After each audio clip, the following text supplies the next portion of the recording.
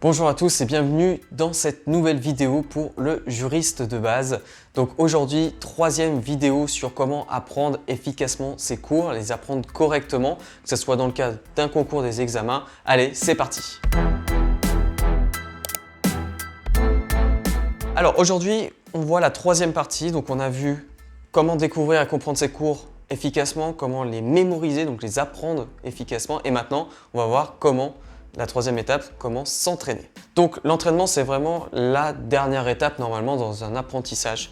C'est-à-dire c'est une fois que l'on a compris son cours, qu'on l'a retenu, qu'on peut s'exercer dessus. Alors évidemment, pas dire que vous allez faire que de l'entraînement à la fin. Vous n'allez pas attendre seulement la fin pour faire de l'entraînement. Vous pouvez en mettre au fur et à mesure, mais ça sous-entendra que vous avez déjà accompli les deux premières étapes sur un certain nombre de connaissances. Donc l'entraînement, ça a plusieurs vertus. Déjà, ça va vous entraîner pour le format de l'épreuve finale. Ensuite, ça va vous aider à ancrer dans votre mémoire les connaissances, beaucoup plus. Et ensuite, surtout, ça va les rendre opérationnelles. Il va falloir vous allez être capable de réfléchir autour de ces connaissances. Donc comme je le disais, il faut avoir, avant de s'entraîner, mémorisé et compris vos cours, évidemment. Donc plus vous allez vous rapprocher des épreuves et plus les entraînements vont devenir réguliers et important. Ça, c'est une évidence, d'accord? Au début, vous n'allez quasiment pas faire d'entraînement, vous êtes surtout compréhension, un peu de mémorisation pour commencer à apprendre sur le long terme. Puis progressivement, vous avez découvert à peu près tous les cours et donc vous allez commencer à vraiment apprendre. En général, c'est là qu'on rentre dans la période véritablement de révision.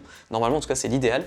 Et ensuite, pendant cette période de révision, progressivement, on a de moins en moins de choses à apprendre normalement, puisqu'on en connaît de plus en plus. Mais par contre, on va commencer à les appliquer de plus en plus. D'accord? Donc, on va vraiment avoir des jauges qui vont s'ajuster.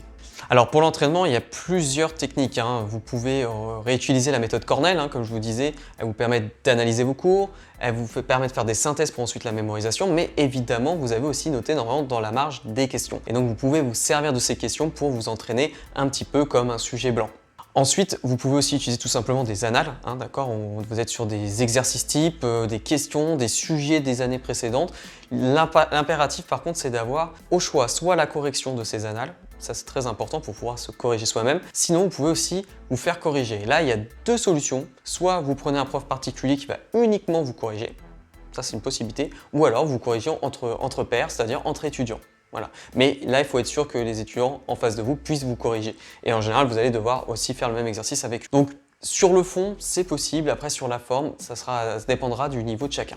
Et enfin, autre pratique très répandue aussi, ce sont les flashcards. Les flashcards, ça fonctionne très bien aujourd'hui. Vous pouvez même déjà en trouver toutes faites, mais vous pouvez aussi les faire vous-même.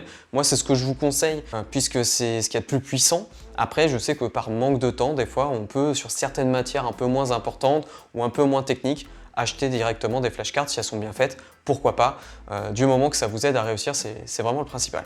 Donc voilà, cette vidéo était beaucoup plus courte que les autres puisqu'on a déjà expliqué beaucoup de concepts. Voilà, l'entraînement, il n'y a pas de débat, il faut s'entraîner et ce qui est très important surtout, vous l'avez compris, c'est d'avoir ce qu'on appelle un feedback, un retour, une correction. Ça, c'est vraiment fondamental si vous voulez être sûr de ne pas être à côté de la plaque et surtout de pouvoir encore progresser.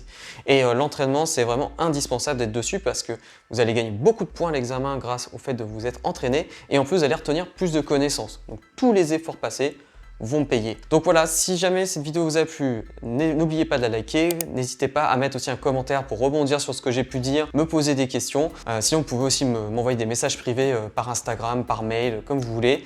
Vous retrouverez aussi plein de contenus comme d'habitude sur mon site internet. Allez, en attendant, je vous souhaite de bonnes révisions et on se dit à bientôt pour la prochaine vidéo. Ciao!